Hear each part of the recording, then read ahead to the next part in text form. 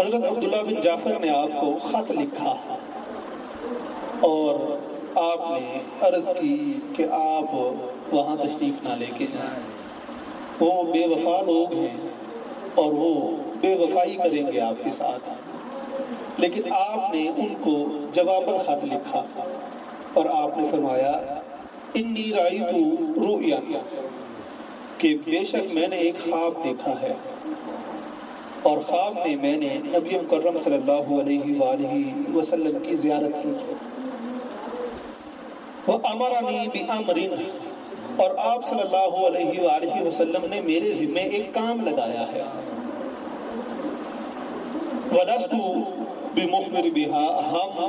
اس کو کسی کے سامنے بیان نہیں کر سکتے کہ جو کام میرے ذمہ لگایا گیا ہے میں اسے کسی کے سامنے بیان بھی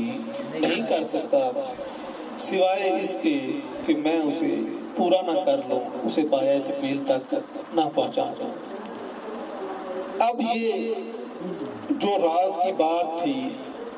یا تو وہ نبی مکرم صلی اللہ علیہ وآلہ وسلم جانتے ہیں یا اللہ رب العزت جانتا ہے، یا امام علی مقام کو معلوم ہے کہ آپ نے ان کے ذمہ کیا کام لگایا ہے۔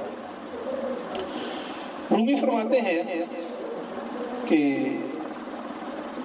جو اللہ رب العزت کی ذات کے عاشق ہوتے ہیں وہ موتیوں والی زبان رکھتے ہیں، ان کے سینے میں موتی چھپے ہوئے ہوتے ہیں اور وہ اپنا منہ بند رکھتے ہیں، گفتگو کم کرتے ہیں لہٰذا کہ موتی ضائع نہ ہو جائیں، بجوز اس کے کہ جب حکم دیا جاتا ہے تب وہ کلام کرتے ہیں، اگر حکم نہیں دیا جاتا تو وہ گفتگو نہیں کرتے۔ اسی وجہ سے جو بھی اللہ رب العزت کی ذات کے عاشق اور جو بھی آپ بزرگان دین دیکھیں گے کہ ان کی صفات میں سے ایک صفت یہ بھی ہوتی ہے کہ وہ کم گو ہیں، گفتگو کم کرتے ہیں، صرف اتنی ہی بات کرتے ہیں کہ جس سے اگلے بندے کو بات سمجھانا مقصود ہوتی ہے۔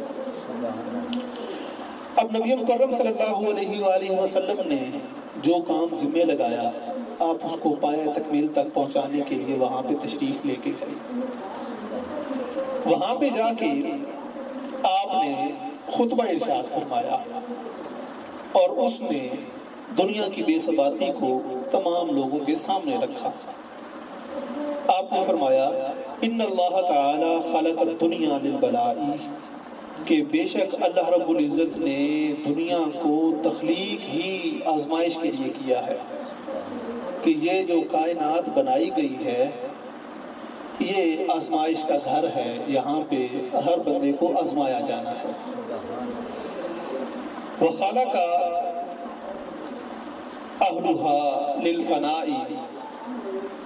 اور اس کے جو رہائشی ہیں، اس کے اندر جو رہنے والے ہیں ان کو ختم ہونے کے لیے تخلیق کیا ہے کہ وَخَلَقَ أَهْلَهَا لِلْفَنَاءِ، کہ جو اس میں رہنے والے ہیں، جو اس میں مخلوق ہے وہ ساری کی ساری ختم ہونے والی ہے، فنا ہونے والی ہے، کسی کو بھی بقا حاصل نہیں ہے۔ فَجَدِيدُهَا بَالٍ، اس کے اندر جتنی بھی نئی چیزیں بن رہی ہیں وہ ساری کی ساری ختم ہونے والی ہیں، وہ دائمی نہیں ہیں۔ وَنَعِيمُهَا مُضْمَحِلٌ، اور جتنی بھی نعمتیں اس میں اللہ رب العزت نے رکھی ہیں وہ ساری کی ساری بے ذائقہ ہونے والی ہیں، ان کا جو مزہ ہے وہ ختم ہونے والا ہے۔ وَسُرُورُهَا مُنْفَحِرٌ، اور اس کے اندر جو آرام رکھا ہے وہ بھی ختم ہونے والا ہے، وہ بھی زائل ہونے والا ہے۔ آگے آپ نے فرمایا فَتَزَوَّدُوا، پس زادِ راہ تیار کرو، آخرت کی تیاری کرو۔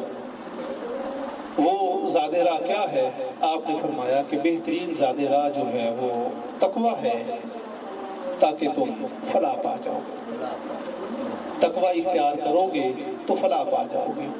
اللہ رب العزت نے قرآن کریم میں اسی وجہ سے فرمایا ہے کہ ان اکرمکم عند اللہ اتقاکم، کہ اللہ کے ہاں عزت والا وہ ہے جو اس سے تقوی اختیار کرنے والا ہے، جو اس سے ڈرنے والا ہے۔ آپ نے فرمایا کہ فإن خیر الزاد التقوی، بہترین زادیرہ تقوی ہے، واتقوا اللہ، تقوی اختیار کرو، اللہ سے ڈرتے رہو، لعلکم تفلحون، تاکہ تم فلاح پا جاؤ، تاکہ تم کامیابی حاصل کرو۔ جناب کا یہ فرمان اور اس کے برعکس ان لوگوں کا یہ بیان کہ آپ عزت کے لیے گئے تھے، شہرت حاصل کرنے کے لیے گئے تھے، یا جنگ کرنے کے لیے گئے تھے، یا دنیاوی مرتبہ حاصل کرنے کے لیے گئے تھے، یہ قطعاً درست نہیں ہے کہ جناب نے یہ خطبہ جو ہے وہاں پہ جا کے ارشاد فرمایا کہ ہم یہاں پہ دائمی زندگی کے لیے نہیں آئے ہیں۔ اور اس سے پہلے آپ نے خطبے سے جو چند لائنیں ارشاد فرمائیں، اس میں آپ نے فرمایا کہ اگر کسی کو دنیا میں دوام حاصل ہوتا تو وہ انبیاء کرام زیادہ مستحق تھے، ان کو دائمی زندگی دی جاتی اور ہمیشہ وہ زندہ رہتے،